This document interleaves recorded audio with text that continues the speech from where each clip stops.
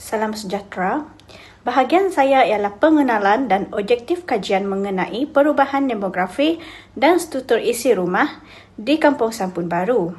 Perubahan demografi merujuk kepada perubahan dalam jumlah penduduk, struktur umur, jantina, kadar kelahiran, kadar kematian dan migrasi. Struktur isi rumah pula ialah kumpulan individu yang tinggal bersama dalam satu kediaman, berkongsi sumber serta tanggungjawab harian. Kajian ini penting kerana perubahan demografi dan struktur isi rumah mempengaruhi keperluan perumahan, pendidikan, kesihatan dan peluang pekerjaan.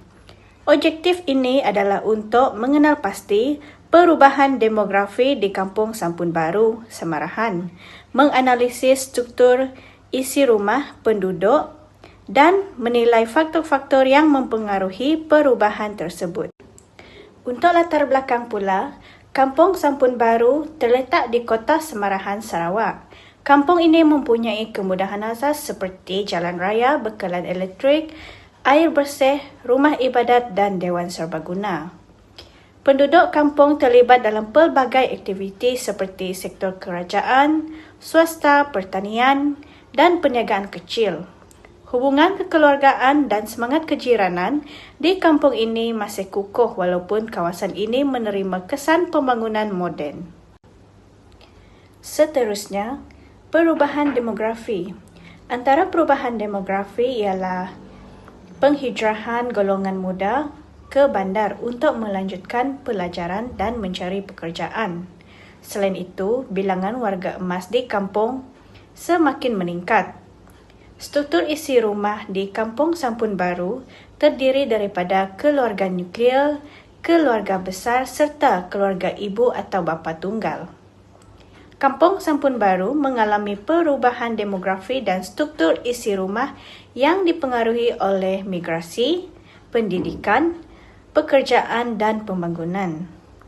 Kajian ini penting untuk membantu memahami keperluan komuniti setempat.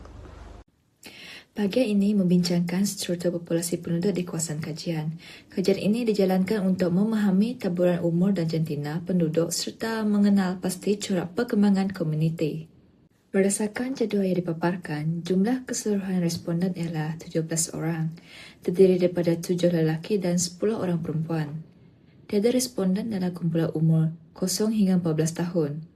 Bagi kumpulan umur 15 hingga 24 tahun, terdapat seorang lelaki dan seorang perempuan.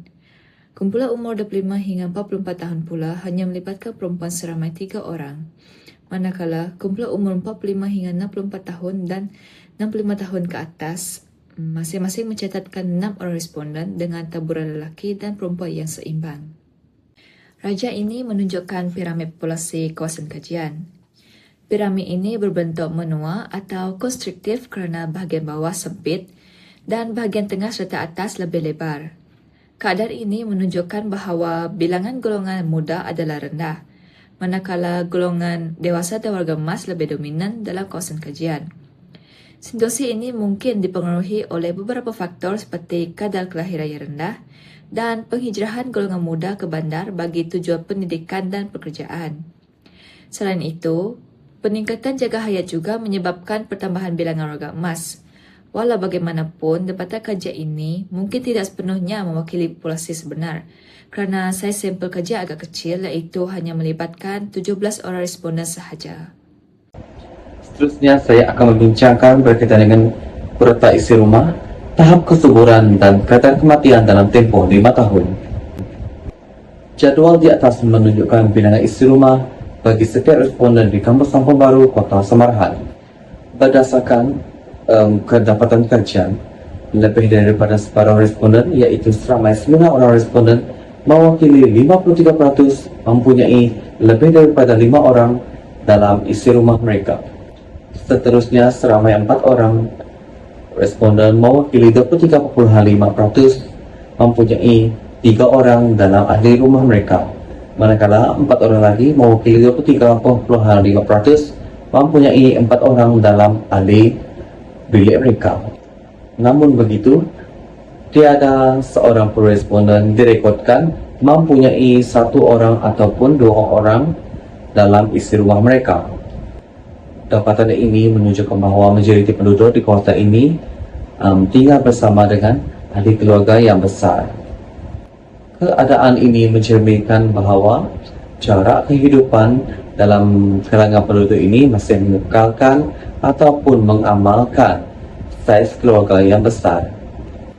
Selain itu, saiz isi rumah yang besar turut memberi kesan terhadap aspek ekonomi keluarga, penggunaan kemudahan asas dan keperluan ruang kediaman. Seterusnya saya akan membincangkan berkaitan dengan tahap kesuburan. Rajah menunjukkan bilangan anak bagi setiap isi rumah di kampung Sampung Baru, Kota Samarahan. Dapatan kajian mendapati bahawa majoriti responden mempunyai bilangan anak seramai 2 orang, iaitu 8 responden mewakili 47.1%. Seterusnya, seramai 4 orang responden masing-masing mewakili 23.5% mempunyai 1 orang anak dan 3 orang anak. Selain itu, hanya seorang responden bersamaan dengan 50% mempunyai 4 orang anak, manakala tiada seorang pun responden yang mempunyai lebih daripada 5 orang anak.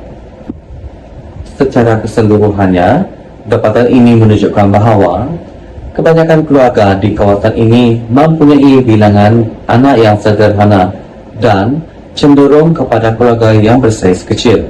Situasi ini juga menggambarkan bahawa kadar kesuburan dalam kalangan penduduk kawasan ini adalah pada tahap sederhana. Untuk bahagian yang terakhir ini, saya akan membincangkan berkaitan dengan kadar kematian dalam tempoh 5 tahun. Jadual di atas menunjukkan kadar kematian dalam tempoh 5 tahun dalam kalangan isi rumah responden di Kampung Sampun Baru. Berdasarkan dapatan kajian, seramai 9 orang responden bersamaan dengan 53% menyatakan bahawa tiada berlaku kematian dalam tempoh 5 tahun tersebut.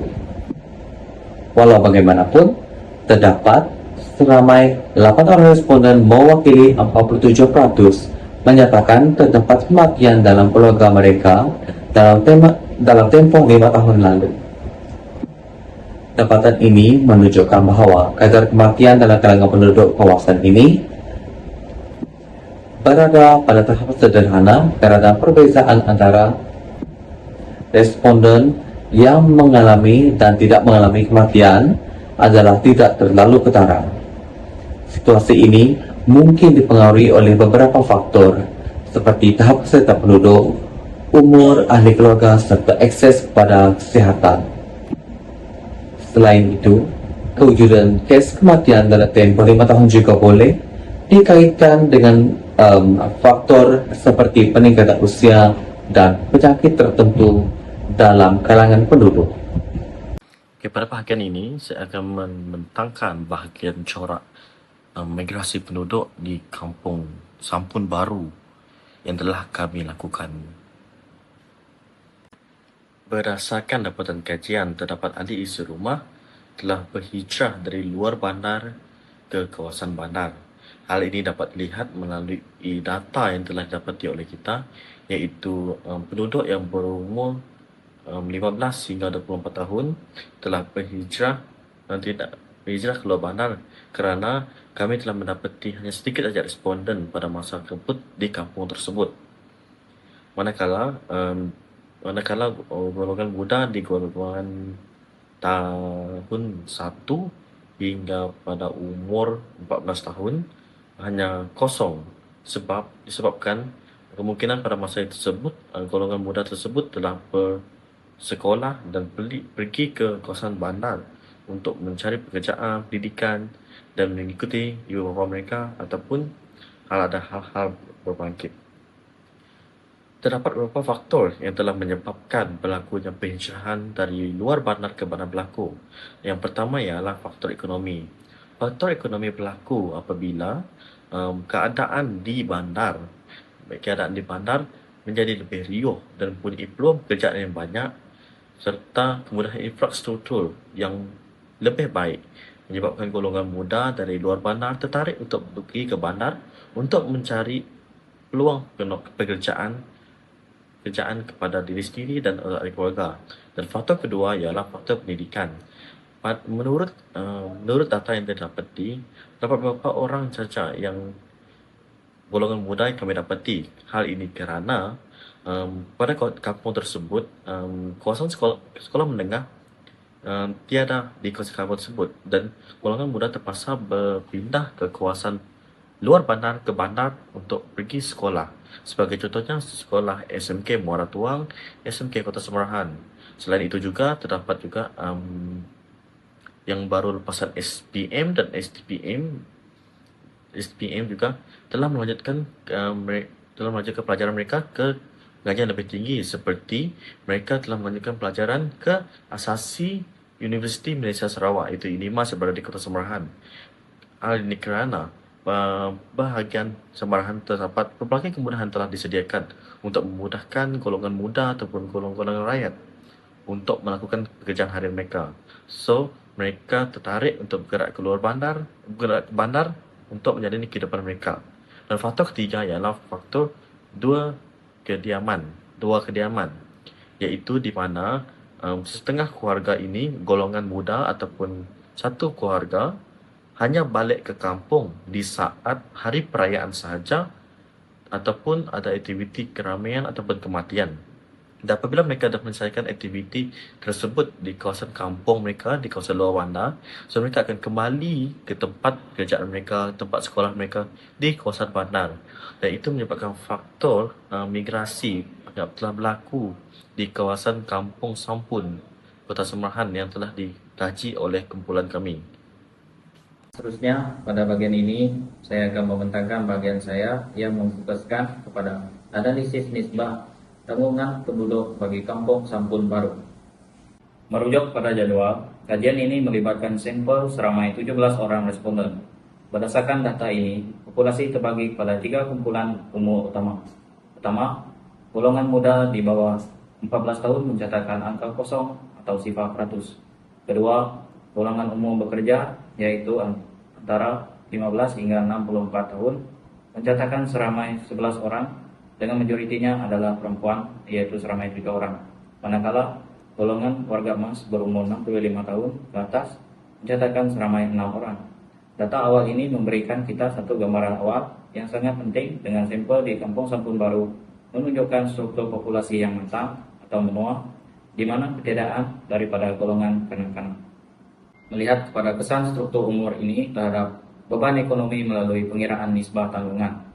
Berdasarkan formula yang dipaparkan, apabila kita mengira nisbah tanggungan umur muda, kadarnya adalah sifar peratus disebabkan ketiadaan penduduk berumur 0 hingga 14 tahun. Namun, apabila kita mengira nisbah tanggungan umur tua, yaitu membagikan 6 orang warga emas dengan 11 orang penduduk umur bekerja, didapati nilainya adalah sangat tinggi, yaitu 54,55%. Ini membawa kepada jumlah nisbah tanggungan keseluruhan sebanyak 54,55%. Angka ini bermakna bagi setiap 100 orang penduduk yang bekerja di dalam sampel ini, mereka perlu memikul beban ekonomi untuk menanggung kira-kira 55 orang warga emas. Angka ini menunjukkan bahwa tekanan ekonomi di kampung ini didorong sepenuhnya oleh tanggungan warga tua. Akhir sekali, terdapat beberapa perkara utama yang perlu kita perhatikan. Pertama, dari sudut jurang tenaga buruh, ketiadaan generasi muda bermakna kapasiti tenaga kerja tempatan akan mengecil pada masa hadapan. Ekonomi domestik kampung berkemungkinan besar akan bergantung pada sumber luar seperti kiriman wang daripada anak-anak yang bekerja di bandar atau dana pencen. Kedua, dari aspek sokongan sosial. Kedudukan kampung yang hampir dengan pusat pertumbuhan seperti Kota Semarahan dan Kuching mempercepatkan proses migrasi keluar golongan belia. Ini meninggalkan struktur keluarga yang matang di kampung, di mana sistem sokongan tradisional seperti konsep menjaga warga tua di rumah akan menghadapi cabaran besar. Oleh itu, sebagai strategi masa depan, rancangan pembangunan di Kampung Sampun Baru tidak lagi boleh berorientasikan penggunaan belia.